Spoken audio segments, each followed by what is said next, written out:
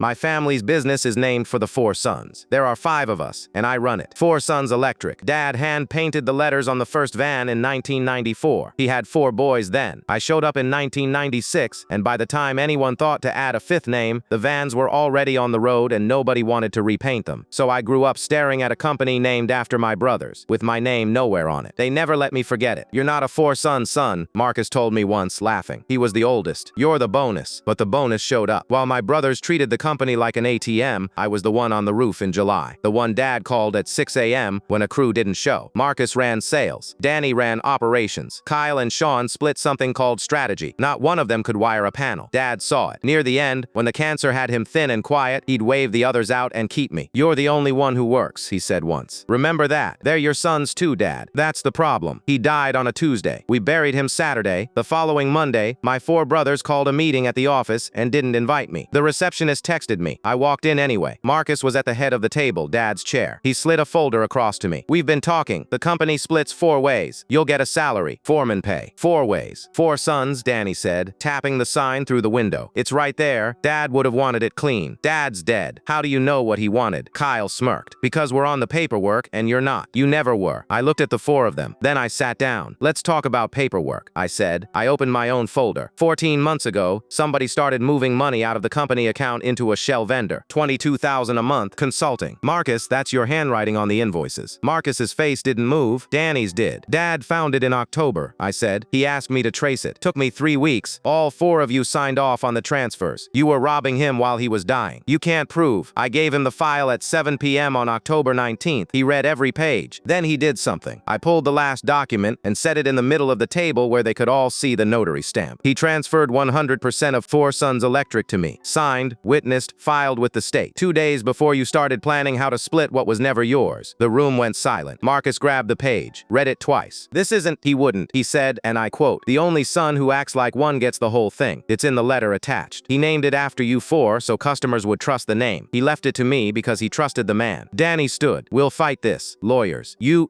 can call a lawyer," I said, "but the second you do, the fraud file goes to the police, not just to me. $22,000 a month for 14 months is a felony in this state. So here's the offer. You resign today, quietly, and I don't press charges on my own brothers." Kyle's mouth opened. Nothing came out. I stood, walked to the head of the table, and put my hand on the back of Dad's chair. "Get out of my office." Nobody moved. So I said it again, slower. "You're not 4 sons anymore. You're 4 men who stole from a dying man. Get out." They got out. Every one of them. The sign still says Four Sons Electric. I'm the 5th, and now it's mine.